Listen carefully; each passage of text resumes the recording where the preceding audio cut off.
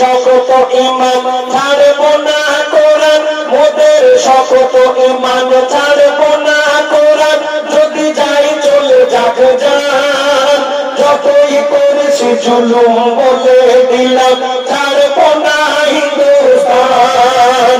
কথা বন্ধ করে দিচ্ছে জ্বালিয়ে দেয় কোরআন, মা বোনদের বোরকা ছিঁড়ে তাদের করছে অপমান, আমার নবীর নামে কত করিছে বদনাম। আজকে আপনারা এখানে যারা আছেন ম্যাক্সিমাম মুসলমান বাড়ির ছেলেরা মেয়েরা একটু শহরের মুখে কিনবেন, একটু ভিড় ট্রেনের মধ্যে আপনারা উঠবেন, যদি দেখেন একটা দাড়িওয়ালা টুপিওয়ালা মানুষ তার পাশে কেউ দাঁড়াতে চায় না। কেন?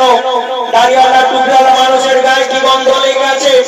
আমার মায়েরা যদি ভাবিরা যদি কেউ বোরখা পরে রাস্তায় যায়, একটা ট্রেনের সিটে বসে, তার পাশে অনেকে বসতে চায় না।